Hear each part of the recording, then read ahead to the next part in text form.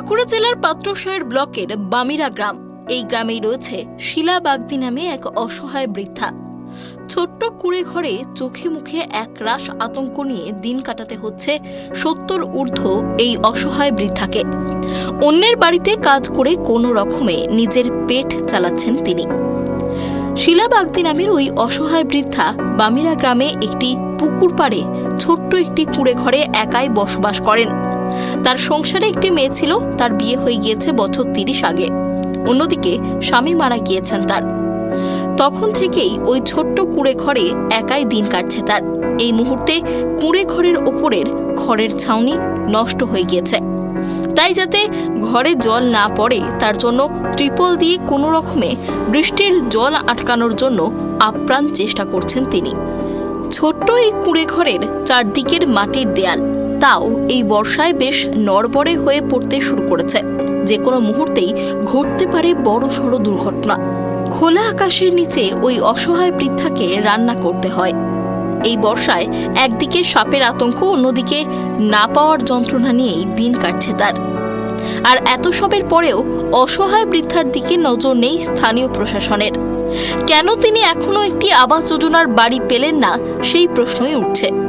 রাজ্য সরকার যখন রাজ্যের মানুষের সার্বিক উন্নয়ন করে চলেছেন, মুখ্যমন্ত্রী নিজে সাধারণ মানুষের পাশে থেকে সাধারণ মানুষদের জন্য কাজ করার বার্তা দিচ্ছেন, সেই জায়গায় দাঁড়িয়ে এই অসহায় বৃদ্ধা এখনো কেন একটি আবাস যোজনার বাড়ি পাননি, তাই নিয়েই উঠছে প্রশ্ন।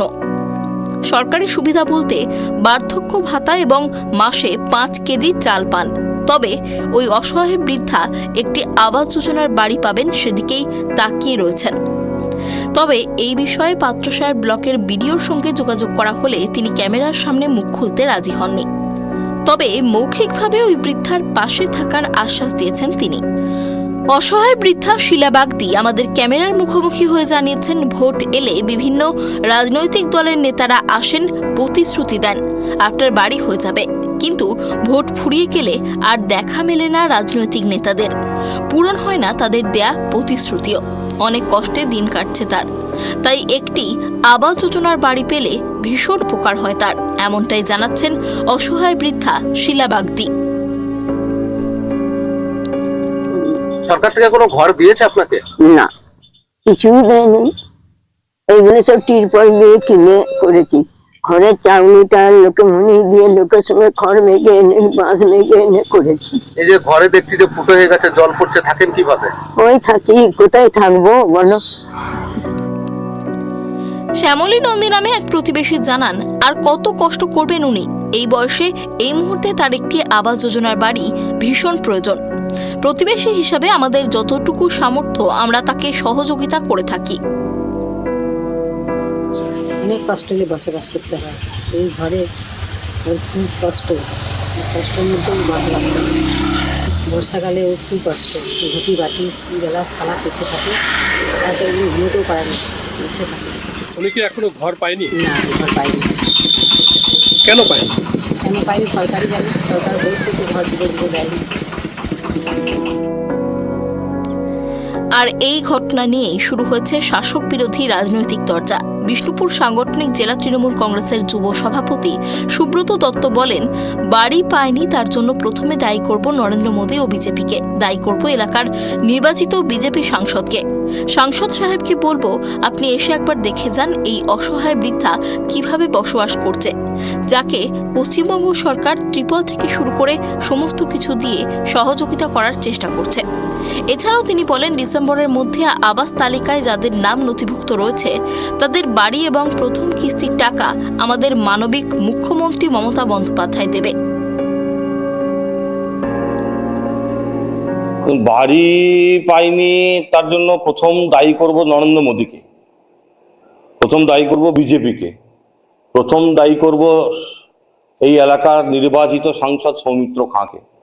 কারণ দীর্ঘ 3 বছর যাবৎ আবাস যোজনার যে টাকার দাবি তৃণমূল কংগ্রেস বারংবার তুলে আসছে, যে গরিব মানুষের ছাদ তার টাকা, গরিব মানুষের বাড়ির টাকা, 100 দিনের মজুরির টাকা, যে বকেয়া টাকা আছে সে টাকা দেওয়ার দাবিটা দিল্লিতে আমরা আন্দোলন করেছি অভিষেক বন্দ্যোপাধ্যায়ের নেতৃত্বে।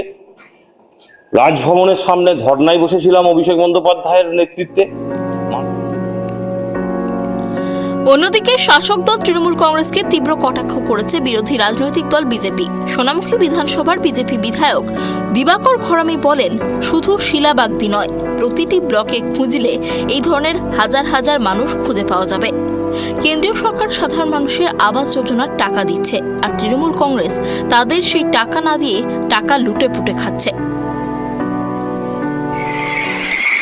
শুধু শিলাবাগদি নয়, এরকম প্রত্যেকটা ব্লকে খুঁজলে এখনো হাজার হাজার এই ধরনের মানুষকে পাওয়া যাবে যারা ত্রিপলের নিচে থাকে। আমি 2021 সালে বিধায়ক হওয়ার পর দেখেছি যে এত বাড়ি কেন্দ্রীয় সরকার দিয়েছে আবাস যোজনার মাধ্যমে। দেশের যশস্বী প্রধানমন্ত্রী মোদিজি ঘোষণা করেছিলেন সবার ছাদের ব্যবস্থা, আর এই তৃণমূল কংগ্রেস এই ধরনের গরিব মানুষদের বাড়ি না দিয়ে সেই টাকাগুলো চুরি করে আত্মসাৎ করেছে। দীর্ঘদিন ধরে কেন্দ্রীয় সরকার বাংলার আবাস যোজনার টাকা আটকে রেখেছেন, যার কারণে সমস্যায় পড়তে হয়েছে বাংলার খেটে খাওয়া সাধারণ মানুষদের। যদিও নতুন পূর্ণাঙ্গ বাজেটে কেন্দ্রীয় সরকার পুনরায় আবাস যোজনার জন্য টাকা বরাদ্দ করেছে, বাংলার মানুষ, অসহায় সাধারণ মানুষ, তারা কি এবার আবাস যোজনার টাকা পাবে সেদিকেই তাকিয়ে রয়েছে গোটা বাংলার সাধারণ মানুষ। এই মুহূর্তে আমি রয়েছি বাঁকুড়া জেলার পাত্রসাহের ব্লকের বামিরা গ্রামে, শিলা বাগদি তার বাড়িতে। আমার পেছনে রয়েছে শিলা বাগদির বাড়ি, যে বাড়িটির খড়ের ছাউনি এবং বর্ষাকাল এলেই সেই খড় ভেদ করে জল ঢোকে ভেতরে, যার কারণে সেই জল যাতে প্রবেশ করতে না পারে একটি ত্রিপল দেওয়া আছে, সেই ত্রিপলও ফেটে চৌচির হয়ে গেছে। কিন্তু তারপরেও প্রশাসনের নজর ফিরছে না এই অসহায় বৃদ্ধার দিকে। কেন অসহায় বৃদ্ধা এখনো পর্যন্ত একটি আবাস যোজনার বাড়ি পেলেন না, সেই প্রশ্নটাই বারবার উঠছে। কবে তিনি একটি আবাস যোজনার বাড়ি পাবেন, কবে তার এই সমস্যা থেকে তিনি মুক্তি পাবেন, সেই প্রশ্নটাই তুলছে ট্রাইব টিভি বাংলা। বাঁকুড়ার পাত্রসাহের থেকে সঞ্জীব মল্লিক, ট্রাইব টিভি বাংলা।